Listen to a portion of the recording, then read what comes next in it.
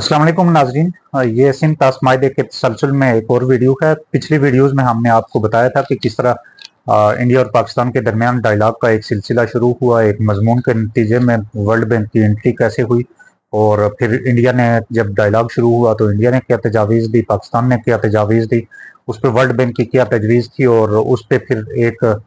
American agency जो दरियाओं के पानी की तकसीम का एक वसी तजर्बा रखती थी, तो उसकी क्या ऑब्जर्वेशंस थी टिप्टन एजेंसी की। और टिप्टन एजेंसी ने जब ये ऑब्जर्वेशन दी कि जो वर्ल्ड बैंक की तजावीज़ हैं उनसे पाकिस्तान का जो तकरीबन 70,000 एकड़ रकबा बंजर हो जाएगा, तो उसके बाद वर्ल्ड बैंक ने अपने जो तजावीज़ थी उन पर नज़रसानी की और इंडिया से दोबारा बातचीत की कि वो जो मशरक़ी दरिया हैं उनका भी कुछ पानी पाकिस्तान को दे, ताकि ये इलाके बंजर होने से बचें। और लेकिन इंडिया ने इन तजावीज़ को मुस्तरद कर दिया, और फिर यूँ डायलॉग में एक डेडलॉक सा आ गया। उसके बाद जब उस वक्त के वज़ीर आज़म ने कहा कि अगर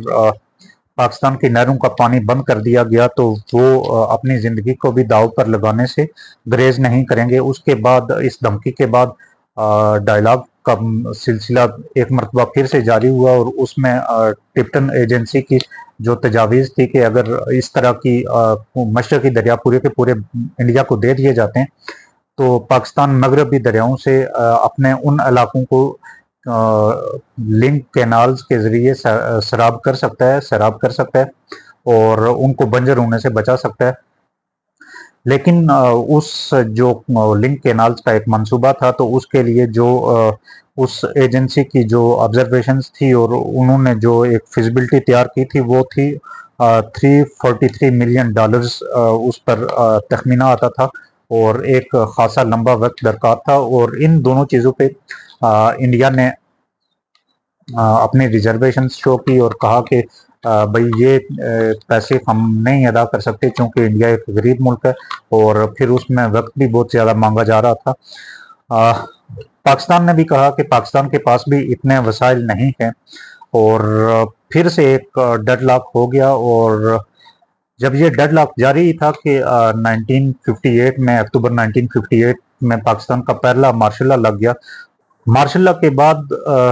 पाकिस्तान के मौक़िफ़ में एकदम से एक यू टर्न देखने को मिला, और पाकिस्तान के जो उस वक्त डेलीगेशन को हेड कर रहे थे मोइनुद्दीन, उन्होंने एक लेटर लिखा वर्ल्ड बैंक के सदर के नाम, जिसमें कहा गया कि आप जैसा कि जानते हैं कि दरियाओं की तकसीम पर मेरी हुकूमत फरवरी 1954 की तजावीज़ तस्लीम कर चुकी है। अब मेरी हुकूमत बगैर किसी शर्त के फरवरी 1954 की वर्ल्ड बैंक की तजवीज़ को सिंध ताश पानी के सवाल पर वर्ल्ड बैंक के ताउन के साथ किसी मुश्तरका हल के लिए एक मसलसल बुनियाद के तौर पे तस्लीम करती है। इस यू टर्न की एक बुनियादी वजह जो बताई गई वो अयूब खान ने अपनी किताब में भी लिखी, और उन्होंने कहा कि वर्ल्ड बैंक की जो शराइत थी उनको तस्लीम करने के लिए अयूब खान की किताब है फ्रेंड्स नॉट मास्टर्स, उसके एक बाब में वो लिखते हैं कि 1955 और 56 में जब मैं फौज का चीफ मार्शल था तो मुझे पाकिस्तान और भारत के दरमियान पानी के झगड़े के बारे में बहुत सारी चीज़ें सुनने को मिली कि भारत पाकिस्तान का पानी बंद कर रहा है। अगर ऐसा होता तो जंग के सिवा कोई चारा नहीं था।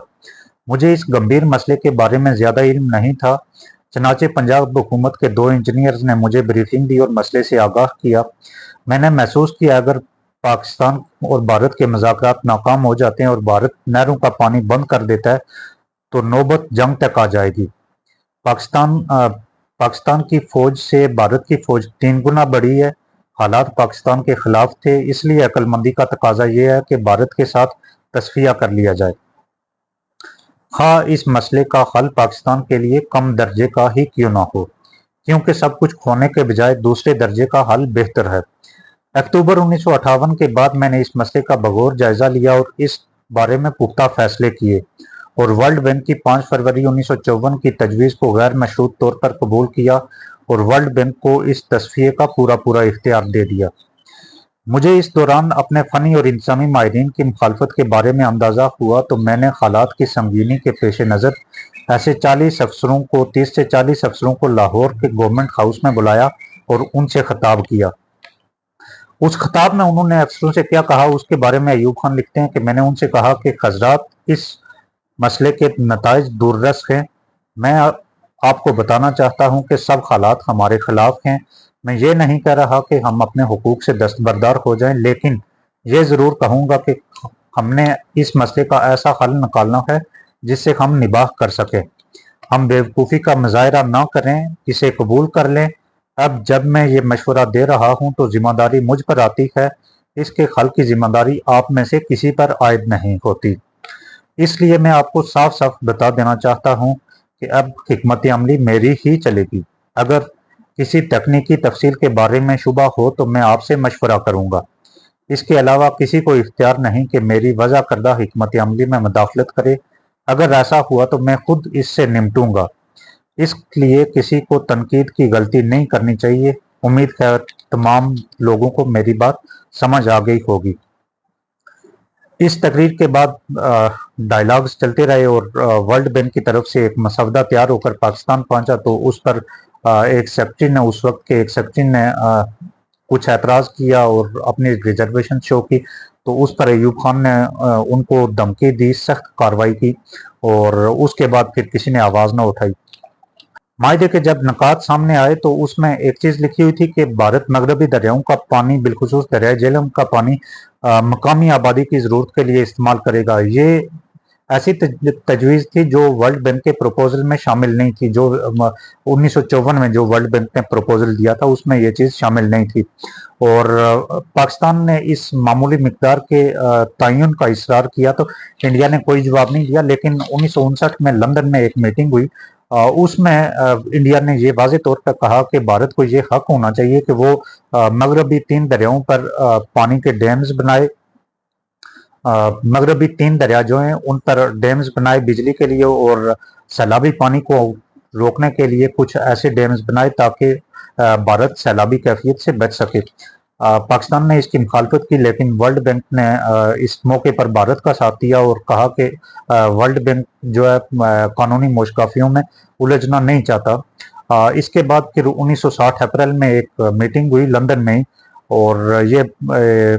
جو ورلڈ بینک کے نائب صدر تھے مسٹر ولیم ایلف، ان کی زیر صدارت ہوئی، اور اس اجلاس میں بھارت کی یہ جو تجویز تھی کہ مغربی دریاؤں کا کچھ پانی جس پر وہ ڈیمز بنا سکے اور جو سیلابی کیفیت ہے اس سے نمٹنے کے لیے ڈیمز بنا سکے اور مقامی آبادی کے لیے استعمال کر سکے، اس کو تسلیم کر لیا گیا۔ اور اس کے بعد اس اجلاس میں واضح طور پر یہ چیز طے ہوئی کہ بھارت ہر سال دریائے سندھ سے 70,000 ایکڑ پانی، دریائے جہلم سے 4 لاکھ ایکڑ پانی، جبکہ دریائے چناب سے 2,31,000 ایکڑ پانی آبپاشی کے لیے استعمال کرے گا۔ یہ اس کے بعد پھر جو اگلی میٹنگ ہوئی تھی کراچی میں، تو اس میں سندھ طاس معاہدہ اس پر دستخط کر دیے گئے، اور یہ فائنل ڈرافٹ کے بعد یہ ساری چیزیں اس میں شامل کر لی گئی۔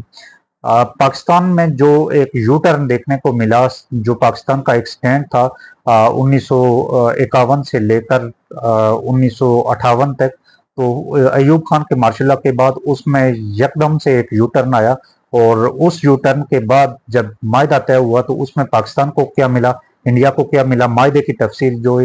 اگلے ولاگ میں